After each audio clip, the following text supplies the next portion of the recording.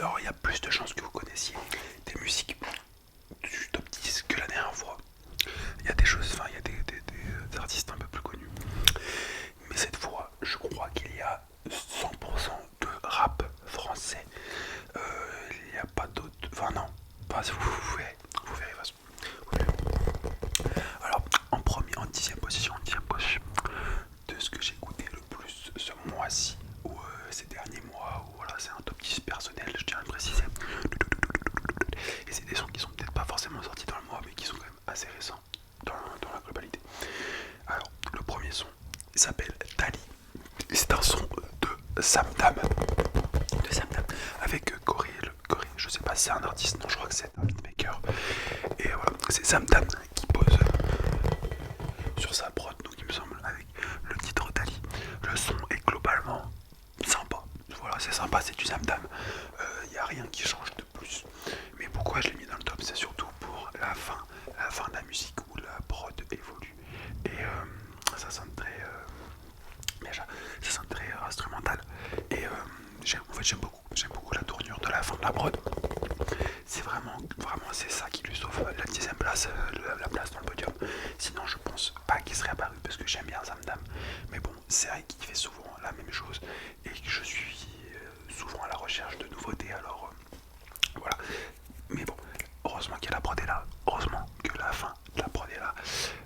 Sinon, voilà, il serait pas dans le top. Mais en global, la musique est quand même sympa. La musique est quand même vraiment sympa. Sinon, bien sûr, il serait pas dans le top 10. En top 9, un artiste que je pense tout le monde connaît, ou en tout cas si vous vous intéressez un minimum au rap, c'est Tendu de Jossman. De toute façon ça s'affichera quelque part je pense dans la vidéo, là, peut-être dans ma bouche, je pense pas. Tendu de Jossman. Tout l'album de Jossman ressemble à peu près à ses derniers albums aussi. C'est des bons albums qui ne changent pas de ce qu'il fait déjà, mais des bons albums dans l'ensemble où il fait plaisir à son public, il se fait plaisir un petit peu à lui-même. Et voilà, il y a pas, je trouve pas qu'il y ait des pépites dans l'album, mais il y a franchement beaucoup de bons sons. Et Tendu est celui que je pense je préfère, même si le début de la musique est un petit peu lent. J'avoue que tu te fais chier, hein. Enfin tu te fais pas chier, mais voilà, la première partie de musique est un peu lente. Et après il y a un beat switch, ça veut dire que le type beat, non pas le type beat, que la prod, le beat change et change au milieu de la prod. Et là il est tout de suite beaucoup plus agressif dans ce qu'il dit, dans le flow, et avec la prod du coup qui justement est un peu plus énergique. La fin de la musique est vraiment sympa et on s'y laisse prendre assez facilement quand même. Et c'est du Jossman bien sûr. Il est fort, il est talentueux et il aime les femmes. Je pense que c'est comme ça qu'on peut le décrire. Je me rehausse encore une demi-seconde, excusez-moi. Je sais pas si vous voyez les bonds que je fais à chaque fois, mais vraiment j'ai l'impression de me lever de 5 mètres. Mon dossier vraiment descend, c'est horrible. Voilà, que dire de plus sur ce son, je ne sais pas, à part que dans l'ensemble, comme le son de Zamdam, le son est bien, même s'il y a des moments où on se fait un petit peu chier. Ensuite, en fait c'est pour ça qu'ils sont assez bas dans la playlist, enfin dans la tier list. Et également le top 8 est également à peu près pareil. Le début du son se fait un petit peu chier, je trouve que le couplet est mal écrit, ou en tout cas mal rappé. Mais je crois que c'est fait d'exprès, car ce top 8 c'est Soleil Levant de STM et Orelsan. J'ai l'impression que Orelsan sur son premier couplet a voulu mettre la barre assez basse pour que STM puisse tuer ça. Sachez que je ne suis pas du tout un grand adorateur de STM, je n'écoute aucun de ses sons, à part quand c'est en feat avec des artistes que je connais ou que j'écoute. Et là pour le coup, quand j'ai écouté sa partie, quand j'ai écouté son couplet, mais franchement il m'a fait taire, il est très chaud, il a découpé ça, franchement son arrivée sur la prod est vraiment très ambiançante, si je peux dire. Et la fin de la musique avec le retour d'Orelsan qui là cette fois n'est pas décevant, avec un refrain un peu chanté. Franchement, tout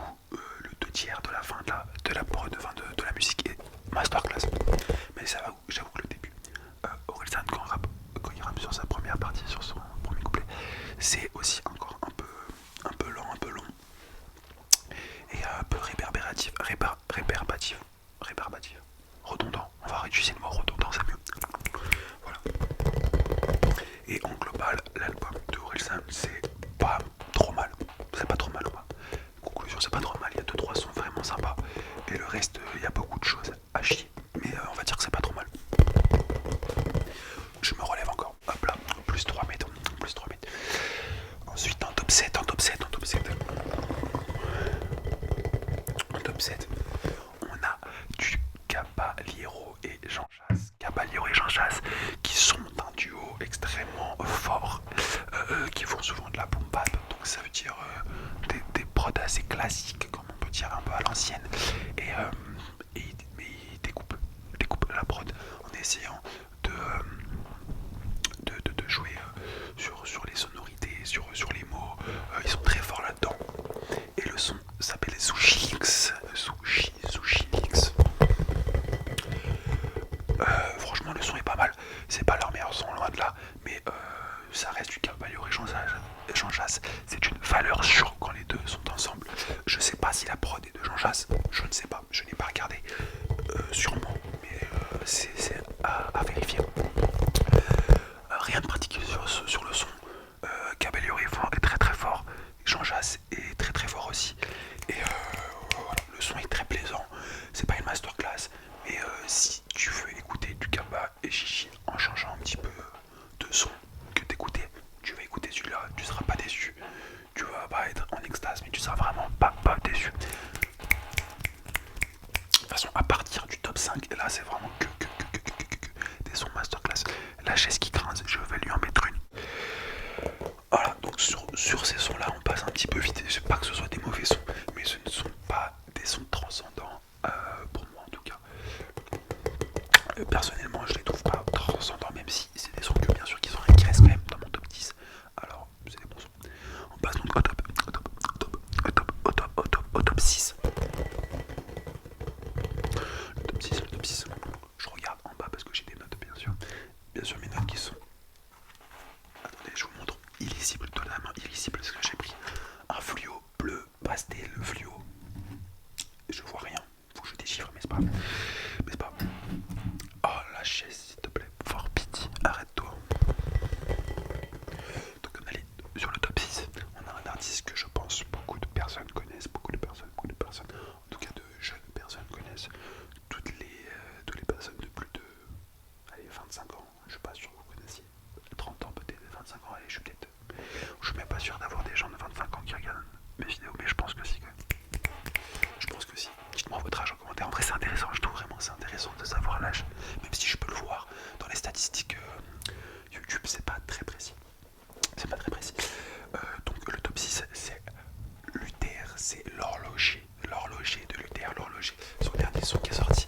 Luther qui a beaucoup percé sur TikTok ces dernières années et qui a beaucoup percé tout simplement ces dernières années.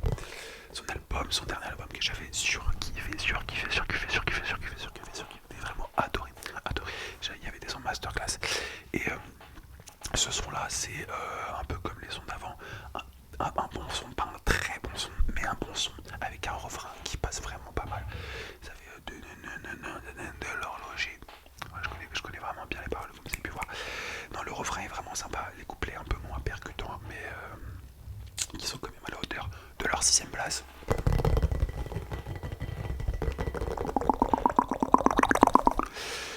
Et voilà, que dire de plus, c'est un son sympa, comme les 4 premiers.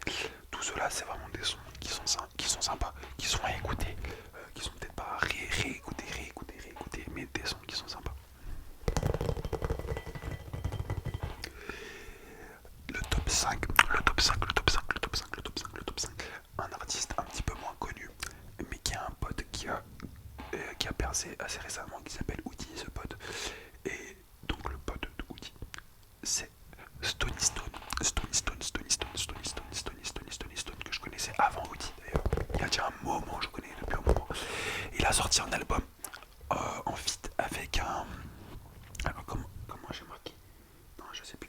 Il était en feat avec un beatmaker, je crois qu'il s'appelle Boujamal, je sais pas trop quoi, un peu compliqué. De toute façon, vous serez sûrement dans la photo que je vous montrais. Il a fait tout l'album en feat avec ce beatmaker. Franchement, l'album est très très long à écouter parce que tout se ressemble. C'est des prods assez mélodieuses avec un petit piano. C'est du piano froid souvent, même s'il y a d'autres choses. Mais dans la globalité, c'est ça. C'est du Stony Stone, mais c'est long et c'est souvent la même chose. Sauf que ce son-là marche vraiment bien. Marche vraiment bien. Il me semble que c'est le premier son de l'album ou dans les premiers sons. Et ce son marche très bien. Si on écoute que celui-là, si on écoute tout l'album, on s'endort un peu. Mais ce son-là est très sympa. Assez touchant quand même, assez touchant. Là, le refrain est très bien réalisé aussi. Hop là, je me relève dans 3, 2, 1, 0, c'est bon, je suis relevé. Voilà, tout simplement. Ça, non, j'ai pas dit le nom du son, ça s'appelle, le nom du son c'est Bougie dans le noir. Bougie dans le noir, bougie dans le noir. Assez philosophique, je suis pas sûr. Mais le son est vraiment très sympa. Et, si vous êtes un petit peu sentimental, allez l'écouter, je pense que ça va vous toucher. Tout commence avec le top 4, on s'approche du top 3. Et dans le top 4, j'ai mis un duo d'artistes que je pense, si vous écoutez le rap, vous connaissez, qui ont fait une réédition de leur album qui s'appelle Caviar et Bitume volume 2. C'est donc Isha et Limsa sur le son La vie qu'on mène, qui sont en feat. C'est d'ailleurs un album commun entre Isha et Limsa, la réédition d'un autre album commun. Et ils sont sur ce son, ils sont en feat avec Yamé.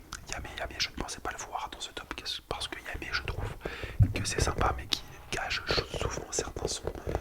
Parce que justement, c'est toujours très la même chose, Yamé. Hein, c'est toujours très, pas théâtral, mais orchestral. Et il monte dans les aigus sur le refrain, blablabla. Mais là, ça marche du tonnerre, du tonnerre de feu, je sais plus exactement l'expression. Isha et Limsa qui ont chacun leur couplet, premier et deuxième couplet qui sont impeccables, qui ils débitent ça, ils débitent ça, vraiment de leur manière, à leur manière, et c'est très bien fait. Et Yamé qui vient nous rejoindre avec un refrain percutant à souhait, mais vraiment très percutant. Je pense que vous l'écoutez, vous l'avez en tête directement, le refrain est vraiment très réussi, le son est très réussi.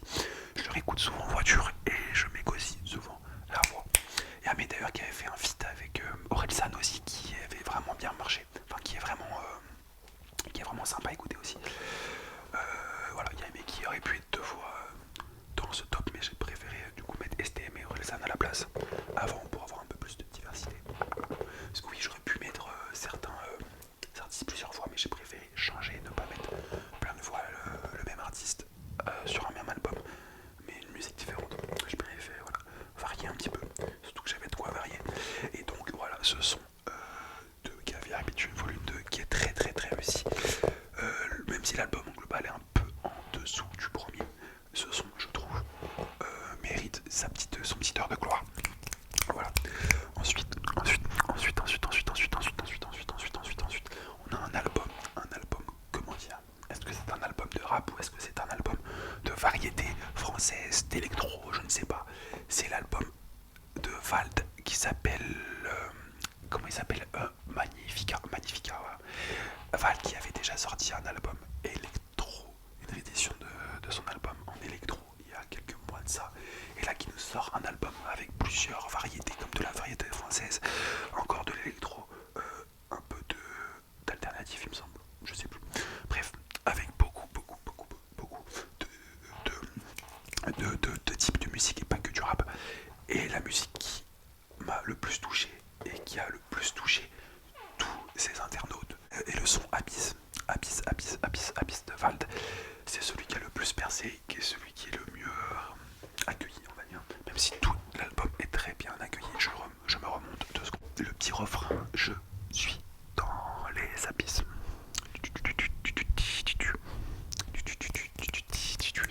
Rentre en tête instantanément. J'aurais pu choisir d'autres musiques du son, enfin de l'album, mais franchement, Abyss reste quand même le meilleur son. Il est vraiment impactant. Et puis ça change d'écouter ce genre de musique, même si ça reste du Vald, même si ça reste. Bien sûr qu'il y a une inspiration rap derrière toutes ces musiques, mais il y a aussi d'autres inspirations. Et donc je pense que c'est un album à écouter, et ce son particulièrement. S'il est en top 3, c'est pas pour rien, c'est qu'il est vraiment bien. Alors je vous recommande d'aller écouter au moins le top 3 pour la culture, bien sûr.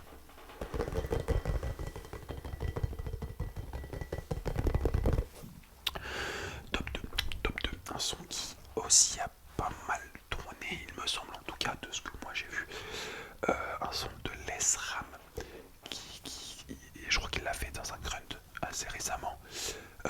C'est Takita, le top 2, et donc Takita de Les Ram, aussi assez connu, Les Ram, même si beaucoup moins connu que Valtin, ça c'est sûr. Le son, en fait déjà, parlons de la prod qui a une sonorité nostalgique, et je m'explique. Je trouve qu'il y a certains instruments, comme les vieux pianos que tu trouves dans des églises ou quoi, qui sonnent très nostalgiques. Il y a un son spécifique qui sonne très nostalgique, et ce son, on le retrouve un petit peu dans Takita de Les Ram, en arrière-son, en arrière-plan de la prod. Et moi personnellement, ça me hit. En plus, le couplet, enfin le refrain qui passe vraiment bien. Et c'est du Les Ram, quoi, ça kick sur tous les temps. C'est assez monotone dans l'ensemble du son, mais c'est ce que moi j'aime bien personnellement. Je trouve que ça lui va bien en fait, c'est pour ça qu'il le fait de toute façon.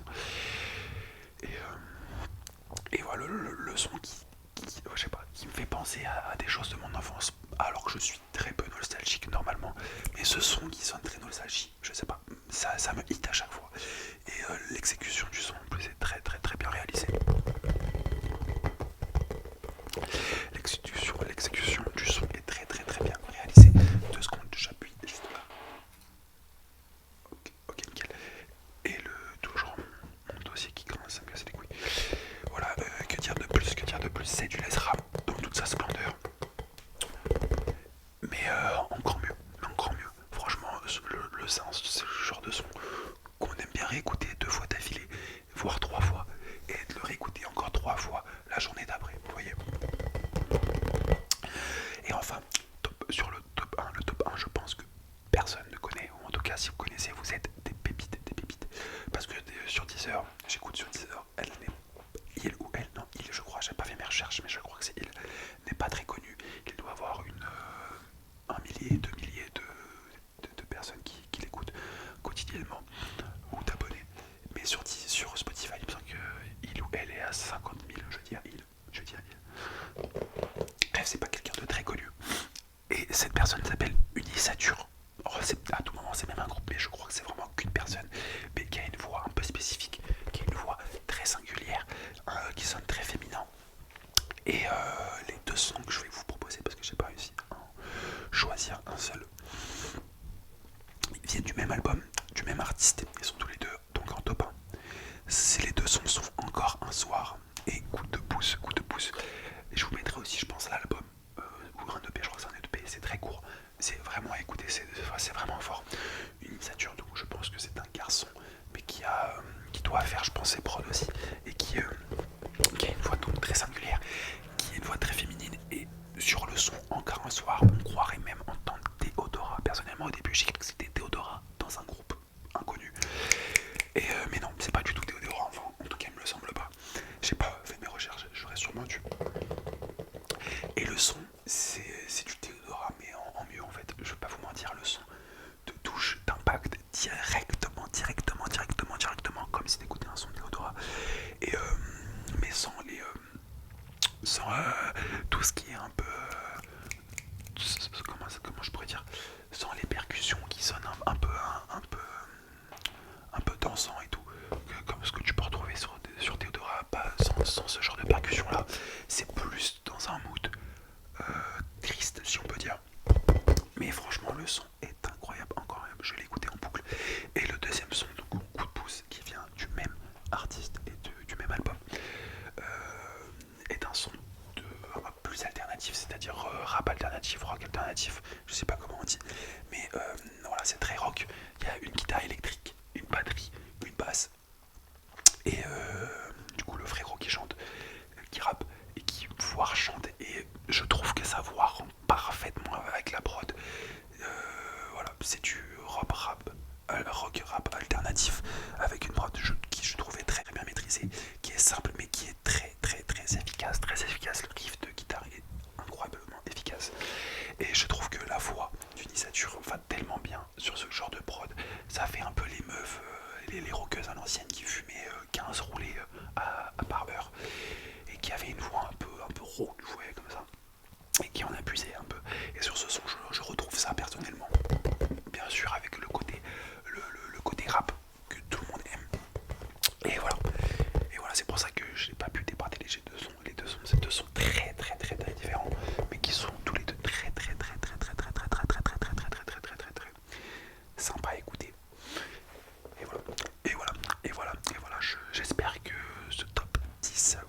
cool. J'espère que vous en connaissez quelques-unes ou au moins quelques artistes.